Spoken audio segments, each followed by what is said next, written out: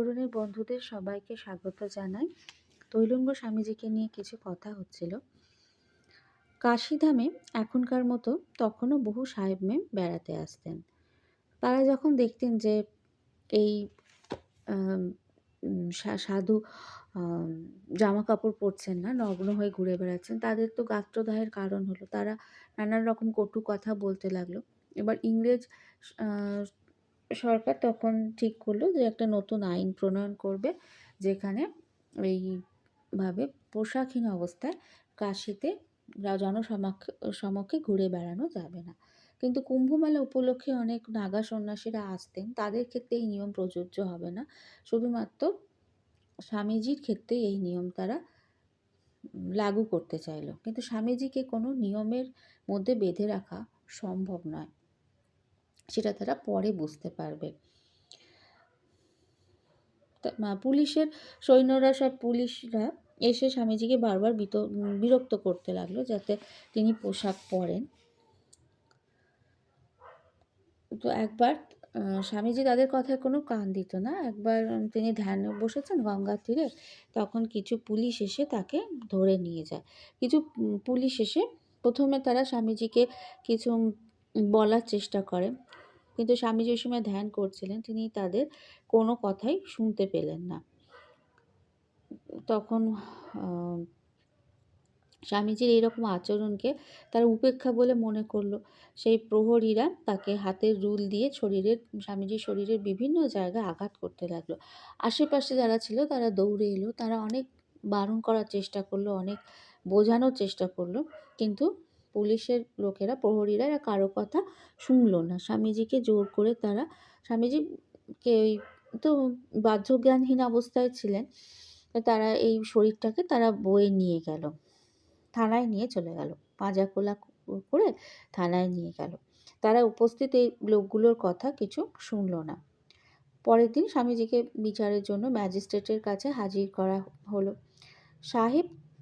Magistrate সাহেব স্বামীজিকে বললেন, তুমি আর কখনো এইভাবে রাস্তায় ঘুরবে না। স্বামীজি তার কথার কোনো উত্তর দিলেন না, এক কান দিয়ে শুনলেন, এক কান দিয়ে বার করে দিলেন। তখন ম্যাজিস্ট্রেট সাহেব তো খুব রেগে গেলেন। খুব রেগে গিয়ে তিনি বললেন যে, নির্দেশ দিলেন স্বামীজিকে হাতকড়া পরানো হোক। কিন্তু হাতকড়া যাকে পরানো হবে তিনি গেলেন কোথায়? সকলের চোখের সামনে তিনি ভ্যানিশ হয়ে গেছেন। সবাই অবাক হয়ে দেখলো যে তিনি কাঠগড়া থেকে মুহূর্তের মধ্যে উধাও হয়ে গেলেন, অদৃশ্য হয়ে গেলেন।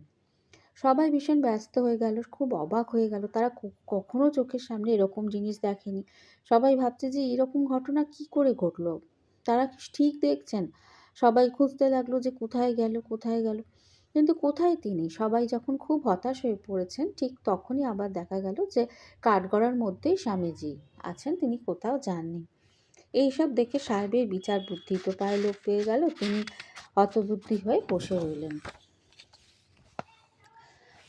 স্বামীজির শিষ্য ও ভক্তরা একজন ভালো উকিল নিয়োগ করেছিল।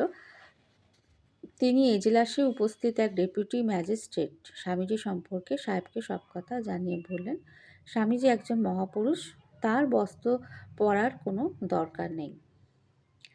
কিছুক্ষণ আগে স্বামীজি সাহেবের গালে অমন একটা অদৃশ্য চড় মেরেছেন।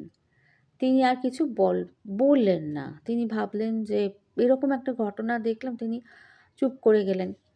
তিনি অত্যন্ত নরম কণ্ঠে তখন বললেন, স্বামীজি, আপনি কি আমার খাবার খেতে পারবেন?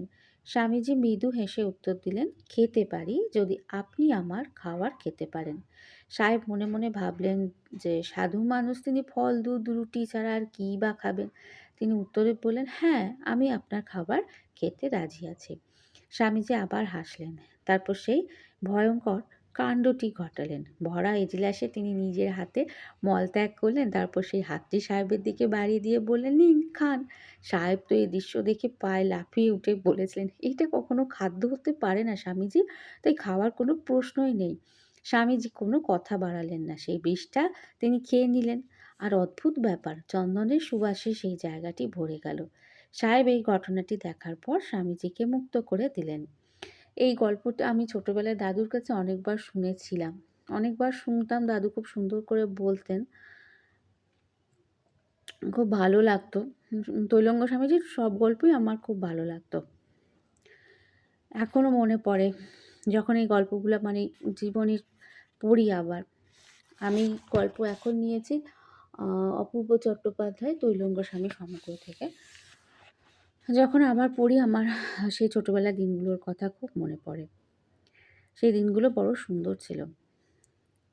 স্বামীজির সঙ্গে তৈলঙ্গ স্বামীজির সঙ্গে অনেক মহাত্মারই দেখা হয়েছে। বিজয়কৃষ্ণ গোস্বামীর সাথে দেখা হয়েছে, ঠাকুর শ্রীরামকৃষ্ণদেবের সঙ্গে দেখা হয়েছে, বামা খ্যাপার সাথেও দেখা হয়েছে।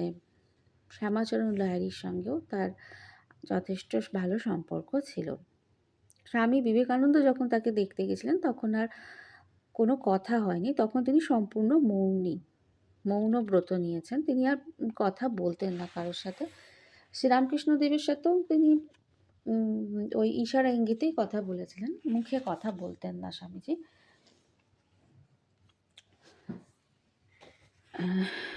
তো স্বামীজির তৈলঙ্গ স্বামীজির জীবনের আরেকটি অদ্ভুত ঘটনা হলো যে তার জীবনের অদ্ভুত ঘটনা নয়, যাদের সাথে হয়েছে তাদের জীবনের অদ্ভুত ঘটনা। যে একজন রাজা এসেছিল একবার কাশীতে রানীকে নিয়ে। সেখানেও রানী স্বামীজির এই পোশাক পরতেন না দেখে আপত্তি করেছিলেন, কিন্তু রাজার পিয়াদারা স্বামীজিকে তখন ধরতে যান। তখন স্থানীয় জনগণ যারা ছিল তারা এই পেয়াদাদের বলে যে, রাজাও সেখানে উপস্থিত ছিলেন, রাজাকে বললেন যে স্বামীজির আসলে কে, যে তিনি কোনো সাধারণ সন্ন্যাসী নন, তার পোশাক পরার কোনো প্রয়োজনীয়তা নেই। রানী আপত্তি করেছিলেন যে স্বামীজি পোশাক পরতেন না বলে রানীর চক্ষুশূল হয়েছিলেন। রানী রাজাকে বলেছিলেন, রাজা তখন প্রহরীদের আদেশ দিয়েছিলেন স্বামীজিকে ধরে আনার জন্য বা তাকে সরিয়ে দেওয়ার জন্য, সম্ভবত কারাগারে ধরার জন্যই বলেছিলেন। কিন্তু ওখানকার লোকজন যখন বলেন স্বামীজি একজন উচ্চ স্তরের সাধু, তার পোশাক পরার কোনো প্রয়োজন নেই, তাকে চিনতে তারা ভুল করছেন, তখন রাজা আদেশ দিয়েছিলেন প্রহরীদের স্বামীজিকে ছেড়ে দেওয়ার জন্য। কিন্তু প্রহরীরা ছেড়ে দিল, কিন্তু তারা তারপর উল্টোপাল্টা কথা বলল স্বামীজিকে। সেই রাত্রে সেই রাজা স্বপ্ন দেখেন মহাদেবকে। মহাদেব বলছেন যে, তুই ওর পরিচয় পেলি, তারপরেও তোর প্রহরীরা ওকে অপমান করলো, তুই কোনো প্রতিবাদ করলি না, কোনো ব্যবস্থা নিলি না, তুই কাশীধাম থেকে চলে যাবি, কাল সকাল সূর্যোদয়ের সাথে সাথে তুই বেরিয়ে যাবি, তোকে আর এখানে দেখতে চাই না। পরের দিন তিনি উঠে তৈলঙ্গ স্বামীজির কাছে ক্ষমা চাইলেন, তো স্বামীজিও তাকে ক্ষমা করে দিলেন। এই হলো আমাদের তৈলঙ্গ স্বামীজি। ঠাকুর শ্রীরামকৃষ্ণদেবের সাথেও তার সাক্ষাৎ হয়েছিল। শ্রীরামকৃষ্ণদেব তাকে পায়েস রান্না করে ক্ষীর প্রস্তুত করে খাইয়েছিলেন। স্বামীজি নিজে খেতেন না, লোকে তাকে খাইয়ে দিত। কেউ কিছু খাবার নিয়ে গেলে সেই তাকে খাইয়ে দিত। স্বামীজিকে শ্রীরামকৃষ্ণদেব জিজ্ঞাসা করেছিলেন, ঈশ্বর এক না অনেক? তখন স্বামীজি উত্তর দিয়েছিলেন যে, সমাধি অবস্থায় থাকলে এক মনে হয়, আর যখন ভেদ জ্ঞান থাকে তখন দুই মনে হয়, তখন ঈশ্বর ও আমি আলাদা। স্বামীজি বিবেকানন্দের সঙ্গে তার কোনো কথা হয়নি। এবার আমরা স্বামীজি সম্পর্কে অনেক কিছু জেনে নিলাম। তার শিষ্য ছিলেন উমাচরণ মুখোপাধ্যায়। উমাচরণ মুখোপাধ্যায়কে তিনি অনেক কিছু বলেছিলেন, অনেক কিছু দেখিয়েছিলেন। তার উমাচরণ বাবুর পূর্ব জীবনের কথাও বলেছিলেন, পূর্ব জীবনের বাড়িতেও তাকে পাঠিয়েছিলেন। এটা আমরা বইতেই পড়েছি। উমাচরণ মুখোপাধ্যায় তার লেখনীতে তিনি স্বামীজিকে নিয়ে তিনি অনেক কথা লিখে গেছেন।